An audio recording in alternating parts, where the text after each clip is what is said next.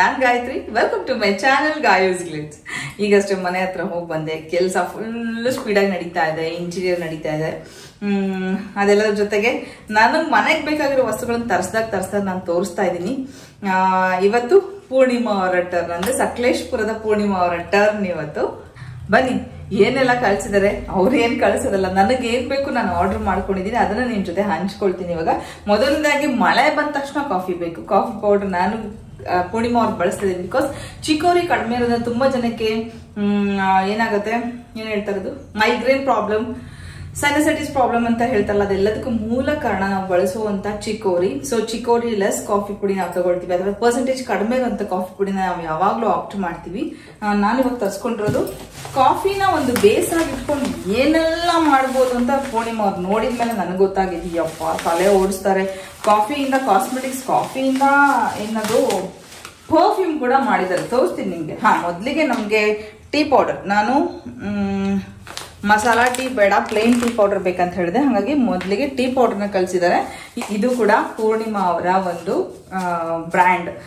ಅವ್ರು ಬೆಳೀತಾ ಇರೋದು ಕಾಫಿ, ಬಟ್ ಅವರ ಪಕ್ಕದ ಎಸ್ಟೇಟ್ ಅಲ್ಲಿ ಅವ್ರ ಫ್ರೆಂಡ್ ಅಥವಾ ಒಂದು ಟೀ ಎಸ್ಟೇಟ್ ಅಲ್ಲಿ ಈ ಟೀನ ಎಕ್ಸ್ಟ್ರಾಕ್ಟ್ ಮಾಡಿ, ಟೀ ಲೀವ್ಸ್ ನ ಅದರಿಂದ ಮಾಡಿಸಿರುವಂತ tea powder, natural tea powder, ಯಾವುದೇ ಕೆಮಿಕಲ್, ಬಣ್ಣ, ಪ್ರಿಸರ್ವೇಟಿವ್ ಏನೂ ಹಾಕಿಲ್ದೇ ಇರುವಂತ ಟೀ ಪೌಡರ್. ಕಾಫಿ ಪೌಡರ್ ನ ಆಲ್ರೆಡಿ ಬಳಸಕ್ ತಗೊಂಡಿದ್ದೀನಿ. ಹಾಗೆ ಇದು masala tea powder, assorted tea masala. ಅಂದ್ರೆ ಟೀ ಮಸಾಲ ಅಂತ ತಕ್ಷಣ ನಮ್ಗೆ ಗೊತ್ತಿರೋದು ಏಲಕ್ಕಿ, ಲವಂಗ, ಚಕ್ಕೆ ಇದೆಲ್ಲ ಹಾಕಿರ್ತಾರೆ, ಮೆಣಸು ಎಲ್ಲ ಹಾಕಿರ್ತಾರೆ ಅಂತ. ಇಲ್ಲ, ಇದರಲ್ಲಿ ದಾಸವಾಳ, ಶುಂಠಿ, ಏಲಕ್ಕಿ, ಕರಿಮೆಣಸು, ತುಳಸಿ, ನೋಡಿ ಕಾಣಿಸ್ತಾ ಇದೆಲ್ಲ, ಎಸ್, ಇಷ್ಟು ಒಂದು ಮಸಾಲೆ ಇರುವಂತ tea powder, natural tea powder. ನಾವು ಚಿಮ್ನಿ ಮತ್ತೆ ಹಾಬ್ನ ಹಾಕಿಸ್ಬೇಕಲ್ವಾ, ಅದಕ್ಕೆ ಮೆಜರ್ಮೆಂಟ್ ಬೇಕು. ಬ್ಯಾಂಗ್ಳೂರ್ಗೆ ಹೋಗಿದ್ವಿ, ನಿಮ್ಗೆ ಹಳೆ ಸಬ್ಸ್ಕ್ರೈಬರ್ಸ್ ಇದ್ರೆ ಗೊತ್ತಿರುತ್ತೆ. ಬ್ಯಾಂಗ್ಳೂರ್ ಹೋಗಿ ಸೆಲೆಕ್ಟ್ ಮಾಡ್ಕೊಂಡ್ ಬಂದಿದ್ವಿ, ಮಾಡೆಲ್ ಯಾವ್ದು ಬೇಕು, ಬ್ರ್ಯಾಂಡ್ ಯಾವ್ದು ಬೇಕು ಅಂತ. ಅದ್ರದ್ದು ಒಂದು ಮೆಜರ್ಮೆಂಟ್ ಬೇಕಿತ್ತು ಅವರಿಗೆ, ನಮಗ್ ಬೇಕಿತ್ತು ಮೆಜರ್ಮೆಂಟ್. ಹಾಗಾಗಿ ಕಂಪನಿಯವರೇ ಬಂದ್ಬಿಟ್ಟು ನಮ್ಗೊಂದು ಮೆಜರ್ಮೆಂಟ್ ನ ಕೊಟ್ಟು ಹೋದ್ರು. ಸೈಮನ್ಸ್ ಕಂಪ್ನಿ ತಾನು ಹಾಕಿಸ್ತಾ ಇರೋದು, ಬಾಷ್ ಸೈಮನ್ಸ್. ಸೊ ಅವ್ರು ಬಂದು ಇವಾಗ ಮೆಜರ್ಮೆಂಟ್ ಕೊಟ್ಟರು. ಆ ಮೆಜರ್ಮೆಂಟ್ಗೆ ತಕ್ಕಂಗೆ ನಾವು ಸ್ಲ್ಯಾಬ್ ಆಗ್ಲಿ, ವುಡ್ ಆಗ್ಲಿ, ನಾವು ಅದಕ್ಕೆ ತಕ್ಕಂಗೆ ಕಟ್ ಮಾಡಿಸ್ಬೇಕು. ಆಹಾ, ಇಲ್ಲಿ ನೋಡಿ, ಕೆಸ್ ಕಾಫಿ ಅಂದ್ರೆ ಪೂರ್ಣಿಮಾ ಅವರ ಒಂದು ಬ್ರ್ಯಾಂಡ್ ಅಲ್ಲಿ ಅವರು ಕಾಫಿನ ಬೇಸ್ ಆಗಿಟ್ಕೊಂಡು ತಯಾರಿಸಿರುವಂತ ಪರ್ಫ್ಯೂಮ್. ಅದೇ ಹೇಳಿದ್ನಲ್ಲ, ತಲೆನ ಓಡಿಸಿ ಇನ್ನ ಏನೇನ್ ಮಾಡ್ಬೋದು. ಮೈ ಗಾಡ್, ಹಾಗೆ ಅಫೋರ್ಡಬಲ್ ಪ್ರೈಸ್. ಪರ್ಫ್ಯೂಮ್ಸ್ ಅಂದ ತಕ್ಷಣ 2,000, 3,000, 10,000, 18,000 ಈ ತರ ಇದೆ ಪರ್ಫ್ಯೂಮ್ ಪ್ರೈಸು. ತುಂಬಾ ಯೂನಿಸೆಕ್ಸ್ ಪರ್ಫ್ಯೂಮ್ ಇದು, ಮೇಲ್ ಅಂಡ್ ಫೀಮೇಲ್ ಇಬ್ರು ಕೂಡ ಯೂಸ್ ಮಾಡ್ಬೋದು. ಸಿಟ್ರಸ್ ಫ್ರಾಗ್ರೆನ್ಸ್, ಎಲ್ರಿಗೂ ಫ್ಲೋರಲ್ ಇಷ್ಟ ಆಗಲ್ಲ, ಫ್ಲೋರಲ್ ಇದ್ಬಿಟ್ರೆ ಹೆಣ್ಮಕ್ಳಿಗೆ ಚೆನ್ನಾಗಿ ಅಂತ ಹೇಳ್ತಾರೆ. ಇದು ಸಿಟ್ರಸ್ ಫ್ರಾಗ್ರೆನ್ಸ್ ಇದೆ. Thank you Poornima ma'am, thank you, ಮಸ್ತ್. ಆಕ್ಚುಲಿ ನಾನು ಫ್ಲೋರಲ್ ನಾನು ಇಷ್ಟಪಡಲ್ಲ. Thank you. ನಾನ್ ಆರ್ಡರ್ ಮಾಡಿರೋದ್ರಲ್ಲಿ ಪರ್ಫ್ಯೂಮ್ ಒಂದು ಸರ್ಪ್ರೈಸ್, ಯಾಕಂದ್ರೆ ಹೊಸದಾಗಿ ಮಾಡೋದ್ರಿಂದ ನನ್ಗೆ ಯೂಸ್ ಮಾಡಿ ಅಂತ ಕಳಿಸಿದ್ದಾರೆ. ಅದು ಯೂಸ್ ಮಾಡಿ ಅಂತ ನಂಗೆ ಈವೆಂಟ್ ದಿನಾನೇ ಕೈ ಕೊಟ್ಟಿದ್ರು, ಅದನ್ನ ಯೂಸ್ ಮಾಡ್ಲಿಕ್ಕೆ ಇಷ್ಟು ದಿನ ಆಯ್ತು ಅಷ್ಟೇ. Coffee face mask. ಕಾಫಿ ನಿಮ್ಮೆಲ್ರಿಗೂ ಗೊತ್ತು, ಎಲ್ಲ ಸ್ಕಿನ್ವರ್ಗೂ ಇದು ತುಂಬಾ ಎಫೆಕ್ಟಿವ್ ಅಂಡ್ ಸ್ಕಿನ್ ನ ಬ್ರೈಟ್ನಿಂಗ್ ಮಾಡಕ್ಕೆ, ಫೇರ್ ಮಾಡಕ್ಕೆ ತುಂಬಾನೇ ಯೂಸ್ಫುಲ್. ಇದು coffee powder, dead sea mud, infused oil, almond oil, hand made from home made products use ಮಾಡಿರುವಂತ ಕಾಫಿ ಫೇಸ್ ಮಾಸ್ಕ್. ಹಾಗೆ ಆಸ್ ಯೂಶುವಲ್ ಪೂರ್ಣಿಮಾ ಅವರ ಕಾಫಿ ಲಿಪ್ಸ್ಟಿಕ್ ಸಕ್ಕತ್ತಾಗಿರುತ್ತೆ. ನನಗೆ ಬ್ರೌನ್ ಒಂದೇ ಇಷ್ಟ ಆಗೋದು. ಅವರು ಕೂಡ ಕಾಫಿ ಲಿಪ್ಸ್ಟಿಕ್ ಮಾಡೋದು ಬ್ರೌನ್ ಕಲರ್. ಹರಿಪ್ರಿಯನ್ ಲಿಪ್ಸ್ಟಿಕ್ ಆಗಲಿ, ಪೂರ್ಣಿಮಾ ಲಿಪ್ಸ್ಟಿಕ್ ಆಗಲಿ, ಆಮೇಲೆ ಎಲ್ಲ ಕೆಮಿಕಲ್ಸ್ ಇಲ್ಲ, ಪ್ರಿಸರ್ವೇಟಿವ್ ಇಲ್ಲ. ಇದನ್ನೇ ವರ್ಷಾನ್ಗಟ್ಲೆ ಇಡ್ಲಿಕ್ಕಂತೂ ಬರಲ್ಲ, ಒಂದು 6 ತಿಂಗಳು ಬಳಸ್ಬೋದು ಅನ್ಕೋತೀನಿ ನಾನು. ಯಾವುದೇ ರೀತಿ ಪ್ರಿಸರ್ವೇಟಿವ್ಸ್ ಹಾಕಿರಲ್ಲ. ರೊಬುಸ್ಟಾ ಕಾಫಿ ಇದು ಬೀನ್ಸ್ ಹಾಕಿ ಮಾಡಿರೋಂಥ ಲಿಪ್ಸ್ಟಿಕ್. ಅಂಡ್ ಒನ್ ಮೋರ್ ಅವ್ರದ್ದು ಪ್ರಾಡಕ್ಟ್, ಇದು ಇನ್ಸ್ಟೆಂಟ್ ಕಾಫಿ ಪೌಡರ್. ನನ್ನ ಮಗನಿಗೆ ತುಂಬಾ ಇಷ್ಟ ಇನ್ಸ್ಟೆಂಟ್ ಕಾಫಿ ಪೌಡರ್. ಬಟ್ ನಾವೇನ್ ಮಾಡ್ತಿದ್ವಿ, ಯಾವುದೇ ಬ್ರ್ಯಾಂಡ್ ಹೆಸರು ಹೇಳಲ್ಲ, ಆ ಬ್ರ್ಯಾಂಡ್ಗಳದ್ದು ಬೇಡ, ಆರೋಗ್ಯಕ್ಕೆ ಒಳ್ಳೇದಲ್ಲ ಅನ್ಕೊಂಡು ನಾನು ಅದನ್ನೆಲ್ಲ ಸ್ಟಾಪ್ ಮಾಡಿಸ್ಬಿಟ್ಟಿದ್ದೆ. ಏನಿದ್ರು ನೀನು ಕಾಫಿ ಕುಡಿಬೇಕಂದ್ರೆ ಅವನು ಡಿಕಾಕ್ಷನ್ ಮಾಡ್ಕೋತಾನೆ, ಎಕ್ಸ್ಪ್ರೆಸ್ ಒಂದು ಬರುತ್ತೆ, ಅದು ಮಾಡ್ಕೋತಾನೆ. ಬಟ್ ಅದನ್ನು ಪೂರ್ಣಿಮಾ ಕಾಫಿ ಪೌಡರ್ ಕಳಿಸ್ಕೊಡ್ತೀನಿ. ಇದು ಅವ್ರದೇ ಕಾಫಿ ಬೀನಲ್ಲಿ ತುಂಬಾ ಕಷ್ಟ ಅಂತ ಇದು ರಾಶಿಗಟ್ಟಲೆ ಕಾಫಿ ಬೀನ್ಸ್ನ ಹಾಕೋದು ಸ್ವಲ್ಪ ಕಾಫಿ ಪೌಡರ್ ಬರುತ್ತಂತೆ, ಅಂದರೆ ಈ ಥರ ಇನ್ಸ್ಟೆಂಟ್ ಮಾಡಲಿಕ್ಕೆ ನೋಡಿ. ಸೊ ಇದು instant coffee powder. Coffee cherish vegan alive ಅವ್ರದೇ ಕೆಸ್ ಬಿ ಹನಿ. ಅಂದ್ರೆ ಏನ್ ಗೊತ್ತಾ, ಎಲ್ಲ ಹನಿನೂ ಒಂದಕ್ಕಿಂತ ಒಂದು ಡಿಫ್ರೆಂಟ್ ಇರುತ್ತೆ. ನೀವು ಅನ್ಕೋದು ಅದು ಹೆಂಗೆ ಮ್ಯಾಮ್ ಹನಿ ಡಿಫ್ರೆಂಟ್ ಇರುತ್ತೆ ಅಂದ್ರೆ, ಈ ಹನಿ ಸ್ಪೆಷಲಿ ಈ ಹನಿ ಕಾಫಿ ಹೂವಿನ ಮಕರಂದನ ಈರ್ಬಿಟ್ಟು ಆ ಜೇನು ಗೂಡು ಕಟ್ಟತ್ತಲ್ಲ ಆ ಹನಿ ಇದು. ಅದೇ ರೀತಿ ನೀವು ದೊಡ್ಡ ಕಾಡಲ್ಲಿ ಹೋದ್ರೆ ಯಾವ್ಯಾವ ಹೂ ಸಿಗುತ್ತೋ ಎಲ್ಲದೂ ತೆಗೆದು ಅದು ಹನಿ ಮಾಡಿರುತ್ತೆ ಕಾಡು ಜೇನು. ಇದು ಕಾಫಿ ಎಸ್ಟೇಟ್ ಅಲ್ಲಿ ಸಿಗೋಂತ ಹನಿ ಇದು. ಸೊ ಕಾಫಿ ಹೂವನ್ನ ಹೀರಿ ಮಾಡಿರುವಂತ ಹನಿ ಬಿ ತಯಾರಿಸಿರುತ್ತಲ್ಲ ಆ ಹನಿ ಇದು. ಸೊ ಇನ್ನೇನು ನೋಡಿಸಿದೆ. ಓಕೆ, ಇದಿಷ್ಟು ಪೂರ್ಣಿಮಾ ಪ್ರಾಡಕ್ಟ್ಸು. ಅದು ಸ್ಪೆಷಲಿ ಕಾಫಿ ಫೇಮಸ್ ಅವ್ರದ್ದು. ನನ್ನ ಕಾಫಿ ಡಬ್ಬಕ್ಕೆ ಹಾಕಾಯ್ತು, ತೋರಿಸ್ತೀನಿ ಕೂಡ. ಆ ಕಾಫಿ ಪೌಡರ್ನ ನಾನು ಬಾಟಲ್ಗೆ ಹಾಕಿಟ್ಕೊಂಡಿದ್ದೀನಿ. ಸೊ ಇದಿಷ್ಟು ಪೂರ್ಣಿಮಾ ಪ್ರಾಡಕ್ಟ್ಸ್. ನಿಮಗೆ ಯಾವ್ದಾದ್ರು ಬೇಕಿದ್ರೆ ಪೂರ್ಣಿಮಾ ಸಕಲೇಶ್ಪುರ್ ಅಂತಿದೆ, ಅಥವಾ ಪೂರ್ಣಿಮಾ ಕಾಫಿ ಅಂತ ನಾನು ಡಿಸ್ಕ್ರಿಪ್ಷನ್ ಬಾಕ್ಸ್ ಅಲ್ಲಿ ನೋಡಿ ನೀವು ಚೆಕ್ ಮಾಡಿ, ನಂಬರ್ ಸಿಗುತ್ತೆ. ಸುಮಾರು ಜನ ನನಗೆ ಮೇಡಮ್ ಅವ್ರ ನಂಬರ್ ಕೊಡಿ, ಇವ್ರ ನಂಬರ್ ಕೊಡಿ ಅಂತ ಹೊಸ ಸಬ್ಸ್ಕ್ರೈಬರ್ಸ್ ಕೇಳ್ತಾ ಇರ್ತೀರ. ಎಲ್ಲರ ಫೋನ್ ನಂಬರ್ಸ್ ಡಿಸ್ಕ್ರಿಪ್ಷನ್ ಬಾಕ್ಸ್ ಅಲ್ಲಿ ಇದೆ, ಯಾವ್ದನ್ನು ಮಿಸ್ ಮಾಡದೆ ಹಾಕಿದೀನಿ. ಪ್ಲೀಸ್ ಅಲ್ಲಿ ನೋಡಿ ಚೆಕ್ ಮಾಡಿ. ನಿಮಗೆ ಯಾರ್ದು ಅವಶ್ಯಕತೆ ಇದೆ ಅವ್ರಿಗೆ ಕಾಲ್ ಮಾಡಿ. ಅಗ್ನಿಹೋತ್ರ ಕಿಟ್ಟು ಸದ್ಯಕ್ಕೆ ಫ್ರೆಶ್ ಆನ್ ಅಲ್ಲಿ ಸಿಗ್ತಾ ಇದೆ. ಫ್ರೆಶ್ ಆನ್ ಅಲ್ಲಿ ಕೆಲವೊಬ್ರು ಮಿಸ್ ಕಾಲ್ ಪಿಕ್ ಮಾಡ್ತಾ ಇಲ್ಲ, ಹಾಗೆ ಹೀಗೆ ಅನ್ನೋರಿಗೆ ಮತ್ತು ಬೇರೆ ಕಡೆ ಸಿಗುವಂತ ವ್ಯವಸ್ಥೆಗಳನ್ನ ಮಾಡ್ತೀವಿ. ಮುತಾಲಿಕ್ ಸರ್ ಇಂದ ನಾವು ತರಿಸ್ಕೊಂಡು ಕೊಡುವಂತ ವ್ಯವಸ್ಥೆ ಕೆಲವೊಬ್ರಿಗೆ ಮಾಡೋಣ ಅಂತ ಅನ್ಕೊಂಡು ತುಂಬಾ ಜನ ಮನೆಗೆ ಬರ್ತಾ ಇದಾರೆ ಹುಡುಕೊಂಡು. ಹಾಗಾಗಿ ಸೊ ಸದ್ಯದಲ್ಲಿ ಎಲ್ಲಿ ಸಿಗುತ್ತೆ ಅಥವಾ ನನ್ಗೆ ತುಂಬಾ ಕಷ್ಟ ಆಗುತ್ತೆ ಅದನ್ನ ಹ್ಯಾಂಡಲ್ ಮಾಡಕ್ಕೆ ಅಂದ್ರೆ ನಮ್ಮಲ್ಲಿ ಯಾರಿಗಾರು ಒಬ್ರು ಟೀಮ್ನವ್ರಿಗೆ ಕೊಟ್ಬಿಟ್ಟು ಅದನ್ನ ಸಪ್ಲೈ ಮಾಡಕ್ ಹೇಳ್ತೀನಿ. ಹಾಗೆ ಈ ವಿಡಿಯೋ ಹಾಗೆ ಈ ರೆಸಿಪಿ ಎರಡೂ ಇಷ್ಟ ಆದ್ರೆ ಗೊತ್ತಲ್ಲ, ಪ್ಲೀಸ್ ಒಂದು ಲೈಕ್ ಮಾಡಿದ್ರೆ ಮರಿಬೇಡಿ. ಮೊದಲಿಗೆ ನಿನ್ನೆ ವಿಡಿಯೋ ಹಾಕದೇ ಇರೋದಕ್ಕೆ ಕ್ಷಮೆ ಕೇಳ್ತೀನಿ. ತುಂಬ ಕೆಲಸ ಇತ್ತು, ಮನೆ ಹತ್ರ ಹೋಗಿ ನನಗೆ ಎಡಿಟಿಂಗ್ ಕೂಡ ಮಾಡಲಿಕ್ಕೆ ಸಮಯ ಸಿಕ್ಕಿರಲಿಲ್ಲ. ಬನ್ನಿ ಬೇಗ ರೆಸಿಪಿ ಸ್ಟಾರ್ಟ್ ಮಾಡೋಣ. ನಾನಿಲ್ಲಿ ಒಂದು ಬೇಳೆನ ಒಂದು ಚಿಕ್ಕ ಸ್ಪೂನಲ್ಲಿ 2 ಸ್ಪೂನ್ ಹಾಕಿದ್ದೀನಿ. ಬಟ್ ನೀವು ಒಂದೇ ಸ್ಪೂನ್ ಬೇಳೆ ಹಾಕಿ, 1 ಸ್ಪೂನ್ ಅಂದರೆ 1 ಟೇಬಲ್ ಸ್ಪೂನ್ ಅಂತ ಹೇಳ್ತೀವಿ, 1 ಟೇಬಲ್ ಸ್ಪೂನ್ ಬೇಳೆ ಹಾಕಿ ಸಾಕು. ಆ ಬೇಳೆನ ತೊಳ್ಕೊಬೇಕಾಗತ್ತೆ. ತೊಳ್ಕೊಂಡು ಟೊಮೆಟೊ ಎಷ್ಟು ಹಾಕಿದರೂ ರುಚಿಯಾಗಿರುತ್ತೆ. ಟೊಮೆಟೊನ ನೀವು ಫಸ್ಟು ಹುಳ ಇಲ್ದಿರೋ ಅಂದರೆ ಚೆನ್ನಾಗಿರೋ ಟೊಮೆಟೊನ ತೊಗೊಂಡು, ಯಾಕಂದರೆ ನಾವಿಲ್ಲಿ ತೊಟ್ಟನ್ನು ತೆಗಿತಾ ಇಲ್ಲದೆ ಇರೋ ಕಾರಣ ನೀವು ಹುಳ ಇಲ್ದಿರೋ ಟೊಮೆಟೊನ ತೊಗೊಳ್ಳಿ. ಹಾಗೆ ಸ್ವಲ್ಪ ಸೀಳ್ಬಿಟ್ಟು ಅದನ್ನು ಕುಕ್ಕರಲ್ಲಿ ಹಾಕಬೇಕಾಗತ್ತೆ ಬೇಳೆ ಜೊತೆಗೆ. ನಾನು ಸ್ವಲ್ಪ ಟೊಮೆಟೊ 4ರಿಂದ 5 ತೊಗೊಂಡಿದ್ದೀನಿ. ನೀವು ನಿಮಗೆ ಇಷ್ಟ ಆಗಲ್ಲ ಅಂದರೆ 4 ತೊಗೊಳ್ಳಿ, ಇಲ್ಲ ಚೆನ್ನಾಗಿರುತ್ತೆ ಅಂದರೆ 4ರಿಂದ 5 ತೊಗೋಬೋದು. ಇದು ಸ್ಪೆಷಲ್ ರಸಮ್. ಈ ರಸಮ್ ಮಾಡಿದೆ ನಿಜವಾಗ್ಲೂ ಹೇಳ್ತೀನಿ ಖುಷಿಯಿಂದ ಊಟ ಮಾಡ್ತೀರಾ. ನನ್ನಿಂದ ಒಂದು ಮಿಸ್ಟೇಕ್ ಆಗಿದ್ದು, ಸ್ವಲ್ಪ ಕೈ ಅಳತೆ ಜಾಸ್ತಿ ಆಗಿ ನಾನು ಬೇಳೆ ಜಾಸ್ತಿ ಹಾಕಿದ್ದೀನಿ, ಸ್ವಲ್ಪ ಮಂದಗಾಗಿತ್ತು. ಅಷ್ಟೊಂದು ತಿಕ್ಕಾಗಬೇಡ, ಸ್ವಲ್ಪ ತೆಳುವಾಗಿದ್ರೇ ಚೆನ್ನಾಗಿ ರಸಮ್ಮು. ಸೊ ನೀವು ಬೇಳೆನ ಸ್ವಲ್ಪ ಕಡಿಮೆ ಹಾಕಿ, ಸ್ವಲ್ಪ ಇನ್ನು 1 ಟೇಬಲ್ ಸ್ಪೂನ್ ಹಾಕಿ. ಈಗ ಟೊಮ್ಯಾಟೊನ ತೊಳೆದು ಸೀಳಿ ಹಾಕಿದ್ದೀನಿ. ಜೊತೆಗೆ 1 ಚಿಕ್ಕ ಈರುಳ್ಳಿನ ಹೆಚ್ಚಿಬಿಟ್ಟು ಅದರಲ್ಲಿ ಹಾಕ್ತಾಯಿದ್ದೀನಿ. ಅದ್ರ ಜೊತೆಗೆ ಒಂದು 4ರಿಂದ 5 ಬ್ಯಾಡಗಿ ಮೆಣಸಿನ್ಕಾಯಿನ ತೊಳೆದು ಹಾಕ್ತಾಯಿದ್ದೀನಿ. ಸೊ ಈ ಎಲ್ಲ ಇಂಗ್ರೀಡಿಯೆಂಟ್ಸ್ ಮಿಸ್ ಮಾಡದೆ ಹಾಕಿ. ಹಾಗೆ ಸ್ವಲ್ಪ ಒಂದು ಅರ್ಧ ನಿಂಬೆ ಹಣ್ಣಷ್ಟು ಹುಣಸೆ ಹಣ್ಣನ್ನು ಹಾಕ್ತಾಯಿದ್ದೀನಿ. ಬೇಯಲಿಕ್ಕೆ ಇದೆಲ್ಲ ಹಾಕ್ತಾಯಿದ್ದೀವಿ. ನಾವು ಇಲ್ಲೆಲ್ಲೂ ಬೆಳ್ಳುಳ್ಳಿ ಹಾಕ್ತಾಯಿಲ್ಲ ನೋಡಿ.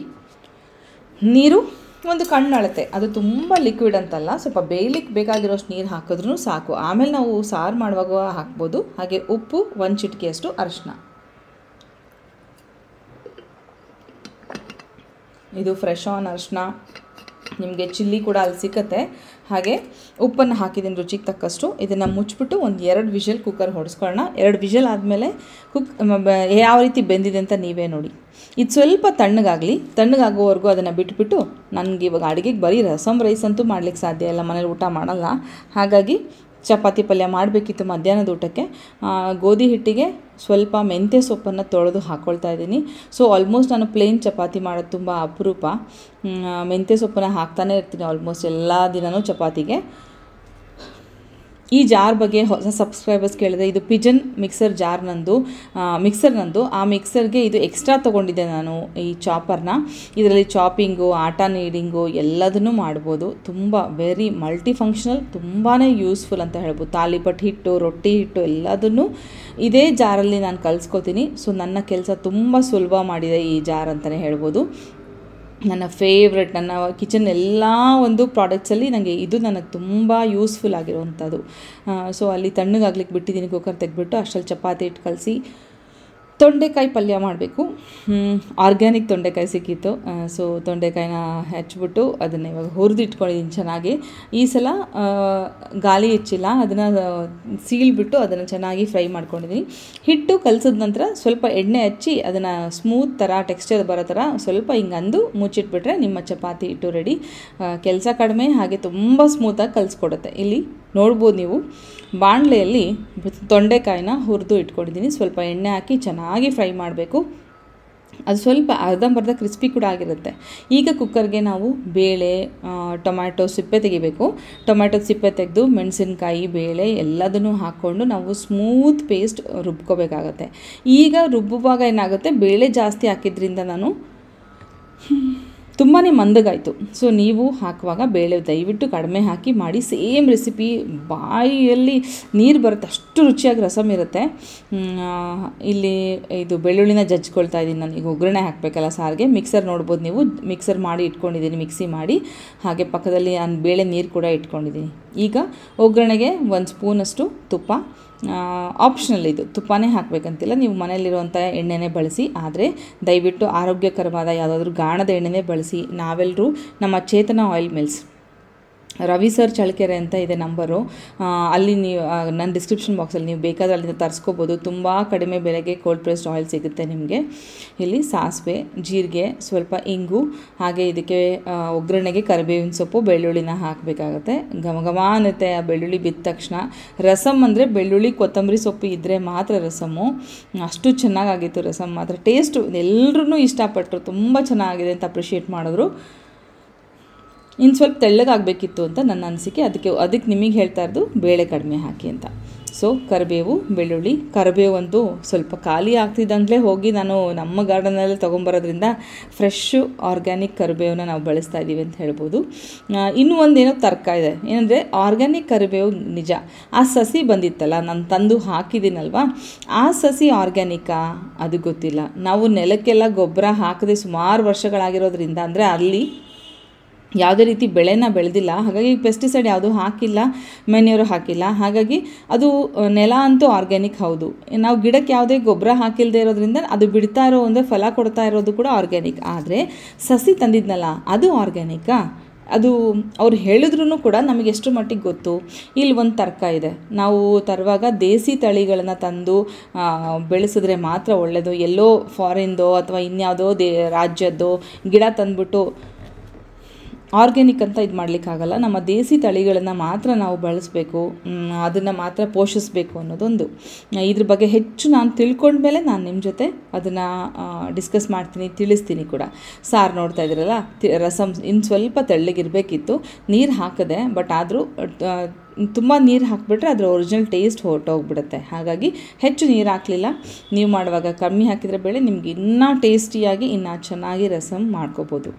ಇಲ್ಲಿ ರಸಮ್ ಪೌಡ್ರನ್ನ ಹಾಕಿದೆ ನಾನು. ರಸಮ್ ಪೌಡ್ರು ನಮ್ಮ ಆರ್ಯನ್ಸ್ ಫುಡ್ ಅನ್ನೋ ಒಂದು ಹೆಸರಿನಲ್ಲಿ ಅರುಣ ಮಾಡ್ತಾರಂಥ ರಸಮ್ ಪುಡಿ, ಸಾಂಬಾರು ಪುಡಿ, ಧನಿಯಾ ಪುಡಿ ಅಥವಾ ಜೀರಿಗೆ ಪುಡಿ ಆಗಲಿ, ಮತ್ತೇನು bisibelebath powder, vangibath powder, puliyogare powder. So ನಮ್ಮ ಕಂಪ್ಲೀಟ್ ಮಸಾಲ ಅಂತ ಏನಿದೆ ಆ ಡಿಪಾರ್ಟ್ಮೆಂಟ್ ಅರುಣ ತೊಗೊಂಡ್ಬಿಟ್ಟಿದ್ದಾರೆ. ನಮ್ಮೆಲ್ಲರ ಮನೇಲೂ, ನಮ್ಮ ಗೈಸ್ ಫ್ಯಾಮಿಲಿ ಎಲ್ಲರ ಮನೇಲೂ ಅವರ ಸಾಂಬಾರು ಪೌಡ್ರು ಅಥವಾ ಅವರ ಮಸಾಲ ಪೌಡ್ರ್ ಸಿಗುತ್ತೆ ನಮಗೆ. ಸೊ ನಮ್ಮ ದಾವಣಗೆರೆ ಸೈಡೆಲ್ಲ ಸಿಗೋ ಸಾಂಬಾರು ಪುಡಿನೇ ಡಿಫ್ರೆಂಟು, ಬ್ಯಾಂಗ್ಳೂರು ಕಡೆ ಸಿಗೋ ಸಾಂಬಾರು ಪುಡಿನೇ ಡಿಫ್ರೆಂಟು. ಸೊ ಎರಡೂ ಥರ ಸಾಂಬಾರು ಪುಡಿ ಅರುಣ ಮಾಡಿ ಕೊಡ್ತಾರೆ. ಸಾರು ಟೇಸ್ಟ್ ನೋಡ್ತಾ ಇದ್ದೀನಿ, ತುಂಬ ಚೆನ್ನಾಗಿದೆ. ಈಗೂ ಕೂಡ ನೆನೆಸ್ಕೊಂಡ್ರೆ ಅಷ್ಟು ಖುಷಿ ಆಗ್ತಾಯಿದೆ ನನಗೆ ಸಾರು ಟೇಸ್ಟು. ಈಗ ತೊಂಡೆಕಾಯಿ ಪಲ್ಯಕ್ಕೆ ಒಂಚೂರು ಒಗ್ಗರಣೆ ಹಾಕ್ಬಿಡೋಣ. ತುಂಬ ಸಿಂಪಲ್ ಪಲ್ಯ, ಬಟ್ ಅಷ್ಟೇ ಟೇಸ್ಟಿಯಾಗಿರುತ್ತೆ ಪಲ್ಯ. ಬಾಯಿ ಚಪ್ಪಿಸ್ಕೊಂಡು ತಿಂತೀರಾ. ಸಾಸಿವೆ, ಜೀರಿಗೆ, ಕರಿಬೇವು, ಹಸಿಮೆಣಸಿನ್ಕಾಯಿ ಇಲ್ಲ, ಖಾರದ ಪುಡಿ ಹಾಕಬೇಕು ಇದಕ್ಕೆ, ಈರುಳ್ಳಿ, ಸಣ್ಣದಾಗಿ ಹಚ್ಚಿಟ್ಕೊಂಡಿರುವಂಥ ಈರುಳ್ಳಿ, ಟೊಮ್ಯಾಟೊ ಹಾಕಬೇಕಾಗತ್ತೆ. ಟೊಮ್ಯಾಟೊನೂ ಅಷ್ಟೇ ರುಚಿಗೆ ತಕ್ಕಷ್ಟು ಹಾಕಿ. ನೀವೆಷ್ಟು ಜಾಸ್ತಿ ಹಾಕಿದರೂ ಏನೂ ತಪ್ಪಿಲ್ಲ, ಹಾಗಂತ ಟೊಮ್ಯಾಟೊನ ತುಂಬ ಕಡಿಮೆ ಹಾಕಿದರೂ ಕೂಡ ಚೆನ್ನಾಗಿ ಅನಿಸಲ್ಲ. ಇದು ಗೋಲ್ಡನ್ ಬ್ರೌನ್ ಆಗಲಿ, ಈರುಳ್ಳಿ ಎಲ್ಲ ಗೋಲ್ಡನ್ ಬ್ರೌನ್ ಆದ ನಂತರ ನಾವು ಇದಕ್ಕೆ ಸ್ವಲ್ಪ ಉಪ್ಪನ್ನು ಬೆರೆಸಿ ಟೊಮ್ಯಾಟೊ ಹಾಕಿದ ನಂತರ ಅರಿಶಿನ ಪುಡಿನ ಹಾಕಿದರೆ, ಯಾವಾಗಲೂ ಅಷ್ಟೇ ಇದನ್ನು ಟಿಪ್ ಫಾಲೋ ಮಾಡಿ. ಈರುಳ್ಳಿ ಹಾಕಿದ ಮೇಲೆ ಉಪ್ಪು ಹಾಕಿ, ಟೊಮ್ಯಾಟೊ ಹಾಕಿದ ಮೇಲೆ ಅರಿಶಿನ ಹಾಕಿ, ಆಗ ತುಂಬ ಚೆನ್ನಾಗಿ ಸಾಫ್ಟಾಗಿ ಬೇಯುತ್ತೆ. ಈಗ ಟೊಮೆಟೊ ಹಾಕಿದ್ದೀನಿ. ಟೊಮೆಟೊ ಚೆನ್ನಾಗಿ ಬೆಂದ ನಂತರ ಅದಕ್ಕೆ ನಾವು ಖಾರದ ಪುಡಿನ ಹಾಕಬೇಕಾಗತ್ತೆ. ತೋರಿಸ್ತೀನಿ ನಿಮಗೆ. ಇದೇ ಥರ ಹಾಗಲಕಾಯಿನೂ ಫ್ರೈ ಮಾಡಿಬಿಟ್ಟು ಇದೇ ಥರ ಪಲ್ಯ ಮಾಡಿ ತುಂಬ ಚೆನ್ನಾಗುತ್ತೆ, ಅದು ಕೂಡ ತುಂಬ ಟೇಸ್ಟಿ ಆಗುತ್ತೆ. ಇಲ್ಲಿ ನಾನು ಮಾಡ್ತಾ ಇರೋದು ತೊಂಡೆಕಾಯಿ ಪಲ್ಯ. ತೊಂಡೆಕಾಯಿ ಆಲ್ರೆಡಿ ಫ್ರೈ ಮಾಡಿ ಇಟ್ಕೊಂಡಿದ್ದೀನಿ ಹೆಚ್ಚಿ. ಸೊ ಆಲ್ಮೋಸ್ಟ್ ನಮ್ಮ ಪಲ್ಯ ರೆಡಿ. ಈಗ ಪಲ್ಯ ಮಾಡ್ತಾ ಇರುವಾಗೆ ಪಾರ್ಸಲ್ ಬಂತು. ಓಪನ್ ಮಾಡಿದೆ, ನನಗೆ ಇಡ್ಲಿ ಸಾಂಬಾರು ಪೌಡ್ರ್ ಖಾಲಿ ಆಗಿತ್ತು, ಆರ್ಡ್ರ್ ಮಾಡಿದ್ದೆ ಪುಳಿಯೋಗರೆ ಪೌಡರು. ನನಗೆ ಏನು ಬೇಕೋ ನೋಡಿ, ರಸಮ್ ಪೌಡ್ರ್ ಇನ್ನೂ ಇದೆ, ಬಟ್ ರಸಮ್ ಪೌಡ್ರು ಒಂದು ಚಿಕ್ಕದು ತರಿಸಿದೆ ಮಗನಿಗೆ ಕೊಟ್ಟು ಕಳ್ಸೋಕ್ಕೆ. ಪುಳಿಯೋಗರೆ ಪೌಡರ್, ಇದನ್ನು ಮನೆಯಲ್ಲೇ ಮಾಡಿರೋವಂಥ ಪುಳಿಯೋಗರೆ ಪೌಡರು, ಯಾವುದೇ ಪ್ರಿಸರ್ವೇಟಿವ್ಸ್ ಇಲ್ಲ. ಹಾಗಾಗಿ ಇದಕ್ಕೆಲ್ಲ ಶೆಲ್ಫ್ ಲೈಫ್ ತುಂಬ ವರ್ಷಗಟ್ಟಲೆ ಇರಲ್ಲ. Puliyogare powder, bisibele bath powder, rasam powder, special sambar powder, ಇದಿಷ್ಟು ನನಗೆ ಬೇಕಾಗಿದ್ದು ನಾನು ತರಿಸಿದ್ದೀನಿ. ಅರುಣ ಹತ್ರ ಇನ್ನು ಗರಂ ಮಸಾಲ ಆಗಲಿ, ಸಾಂಬಾರು ಪೌಡ್ರ್ ಆಗಲಿ ಎಲ್ಲ ಸಿಕ್ಕತ್ತೆ. ಬಟ್ ನನಗೇನು ಅವಶ್ಯಕತೆ ಇದೆ ನಾನು ಅಷ್ಟೇ ತರಿಸ್ಕೊಂಡಿರೋದು. ಈಗ ಏನಾಗಿದೆ ಅಂದರೆ, ನಮ್ಮ ಗಾಯಸ್ ಗಿಲ್ಸ್ ಫ್ಯಾಮಿಲಿನೇ ನನ್ನ ಒಂದು ದಿನ ಬಳಕೆ ವಸ್ತುಗಳಲ್ಲಿ ಅದೇ ಕಂಪ್ಲೀಟಾಗಿ ಸೇರ್ಕೊಂಡ್ಬಿಟ್ಟಿದೆ. ಎಲ್ಲ ವಸ್ತುನೂ ನಮಗೆ almost chemical free, preservative free ಸಿಗ್ತಾ ಇರೋದು ತುಂಬ ಸಂತೋಷದ ವಿಚಾರ. ಬೆಳಗ್ಗೆಯಿಂದ ರಾತ್ರಿ ಮಲ್ಗೋವರೆಗೂ ಎಷ್ಟು ನಾವು ಒಳ್ಳೆ ಪ್ರಾಡಕ್ಟ್ನ ಯೂಸ್ ಮಾಡ್ತಿದ್ದೀವಿ ಅಂತ ಯೋಚಿಸಿದಾಗ ಎಲ್ಲೋ ಒಂದು ಕಡೆ ಖುಷಿ ಆಗುತ್ತೆ. ಒಂದು 5-6 ವರ್ಷದ ಕೆಳಗೆ ಯೋಚನೆ ಮಾಡಿದರೆ, ಇವತ್ತಿನ ಲೈಫ್ ಸ್ಟೈಲ್ನ ಯೋಚನೆ ಮಾಡಿದರೆ ನಾವು ಎಷ್ಟು ಕೆಮಿಕಲ್ ತಿಂದ್ಬಿಟ್ಟಿದ್ದೀವಲ್ಲ ಅಂತ ಅನಿಸುತ್ತೆ. ಒಂದು ಸಲ ಟ್ರಾಲಿ ದಬ್ಕೊಂಡು ಒಂದು ಸೂಪರ್ ಮಾರ್ಕೆಟ್ ಒಳಗೆ ಹೋದರೆ 8,000 10,000 ತನಕ ದಿನಸಿನ ತೊಗೊಂಡು ಬಂದು ಬಳಸ್ತಾ ಇದ್ವಿ. ಈಗ ಹೋದರೆ ಏನದು, ನಮ್ಮಲ್ಲಿ 2 ಪೆಟ್ಸ್ ಇರೋದ್ರಿಂದ ಟಿಶ್ಯೂ ಪೇಪರ್ ಬೇಕು, ಟಿಶ್ಯೂ ರೋಲ್ಸ್ ತೊಗೊಳ್ತೀವಿ, ಏನದು ಹಾರ್ಪಿಕ್ ಬೇಕು. ಈ ಥರ ಕೆಲವೊಂದು ಶಾಪಿಂಗ್ ಬಿಟ್ಟರೆ ನಾವು ಕೆಮಿಕಲ್ ಯಾವುದನ್ನು ಬಳಸ್ತಾ ಇಲ್ವಲ್ಲ ಅಂತ ನೆನೆಸ್ಕೊಂಡ್ರೆ ಖುಷಿ ಆಗುತ್ತೆ. ಕಾಂಪ್ಲಿಮೆಂಟ್ರಿ ಕೊಡೋ ಶುಗರ್ನ ಖಾಲಿ ಮಾಡೋಕ್ಕೆ ತಿನ್ಕಾಡ್ತಿರ್ತೀವಿ. ಇನ್ನು ಶುಗರ್ ಪರ್ಚೇಸೇ ಮಾಡದೇ ಇರೋದ್ರಿಂದ ನಮ್ಗೆ ಅದೊಂಥರ ಹೆಮ್ಮೆ ವಿಚಾರ ಅಂತ ಅನಿಸುತ್ತೆ.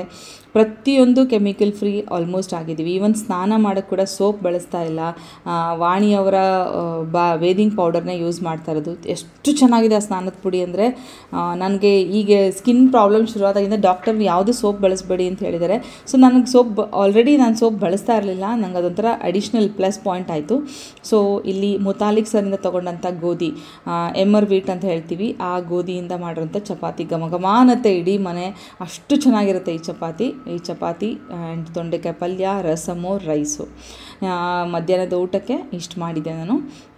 ಅಡುಗೆಗೆ ಸ್ವಲ್ಪ ಅಂದರೆ ಹೆಚ್ಚು ಒತ್ತು ಕೊಡ್ತೀವಿ, ಆರೋಗ್ಯಕರವಾದ ಅಡುಗೆಗೆ ಹೆಚ್ಚು ಒತ್ತು ಕೊಡ್ತೀವಿ ನಮ್ಮ ಮನೆಯಲ್ಲಿ. ಬನ್ನಿ ಇವಾಗ ಇನ್ನೊಂದು ವಿಚಾರಕ್ಕೆ ಹೋಗ್ತೀನಿ.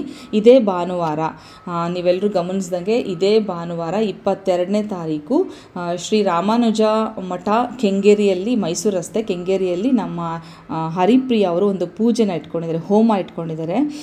ತುಂಬ ಅಂದರೆ ತುಂಬ ಒಳ್ಳೆಯ ಹೋಮ ಅದು. ಎಲ್ಲರೂ ಪೂಜೆಯಲ್ಲಿ ಭಾಗವಹಿಸಿ. ಹಾಗೆ ಸ್ಟಾಲ್ ಕೂಡ ಇರುತ್ತೆ ಹರಿಪ್ರಿಯ ಅವ್ರದ್ದು ಸಾಧ್ಯವಾದರೆ ಮಾಲಿನಿಯವ್ರ ಸ್ಟಾಲ್ ಕೂಡ ಇರುತ್ತೆ.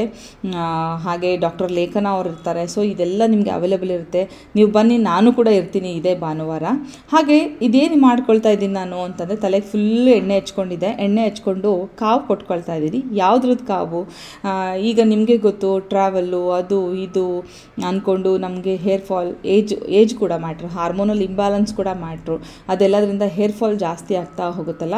ಹಾಗಾಗಿ ಈ ಹೇರ್ ಗ್ರೋತ್ಗೆ ಮತ್ತು ದಟ್ಟವಾಗಿ ಕೂದಲು ಬೆಳಿಲಿಕ್ಕೆ ಸಹಾಯ ಮಾಡೋ ರೀತಿಯಲ್ಲಿ ನಾನಿಲ್ಲಿ ಒಂದು ಪೋಟ್ಲಿಯನ್ನು ಯೂಸ್ ಮಾಡ್ತೀನಿ. ಇದೇನು ಪೋಟ್ಲಿ, ಎಲ್ಲಿಂದ ಬಂತು ಅದೆಲ್ಲದಕ್ಕೂ ನಿಮಗೆ ಉತ್ತರ ಮುಂಬರೋ ದಿನಗಳಲ್ಲಿ ಹೇಳ್ತೀನಿ. ಬಿಕಾಸ್ ನಾವು ನಮ್ಮ ಮೇಲೆ ಪ್ರಯೋಗ ಮಾಡಿದ ಮೇಲೆ ನಾವು ನಿಮಗೇನಾದರೂ ತಿಳಿಸ್ತೀವಿ, ಇದು ಮುಂದೆ ನಿಮಗೆ ಗೊತ್ತಾಗುತ್ತೆ. ಇದರಲ್ಲಿ ರೋಸ್ಮೆರಿ, ಫ್ಲ್ಯಾಕ್ಸ್ ಸೀಡ್ಸು, ಮೆಂತ್ಯೆ, ಲವಂಗ, ಇನ್ನು ಹೆಚ್ಚು ವಸ್ತುಗಳನ್ನು ಹಾಕಿದ್ದಾರೆ ಇದರಲ್ಲಿ. ಇದು ಒಳ್ಳೆಯದಾ, ಎಲ್ಲಿಂದ ಬಂತು, ಹೆಂಗೆ ಮಾಡೋದು, ಎಲ್ಲದಕ್ಕೂ ಉತ್ತರ ಮುಂದೆ ತಿಳಿಸ್ತೀನಿ. ನಿಮಗೆ ಇಷ್ಟ ಆಗಿದ್ರೆ ಗೊತ್ತಲ್ಲ, ಪ್ಲೀಸ್ ಒಂದು ಲೈಕ್ ಮಾಡೋದನ್ನ ಮಾತ್ರ ಮರಿಬೇಡಿ. ಕಮೆಂಟ್ ಮಾಡಿ, ನಿಮ್ಮ ಅನಿಸಿಕೆನ ಶೇರ್ ಮಾಡಿ. ಫ್ರೆಂಡ್ಸ್ ಆ್ಯಂಡ್ ಫ್ಯಾಮಿಲಿ ಕೂಡ ಈ ವಿಡಿಯೋನ ಶೇರ್ ಮಾಡಿ. ಹೊಸದಾಗಿ ನೋಡ್ತಾ ಇರೋರು ಪ್ಲೀಸ್ ಸಬ್ಸ್ಕ್ರೈಬ್ ಮಾಡ್ಕೊಂಡು ನೋಡಿ. Thank you.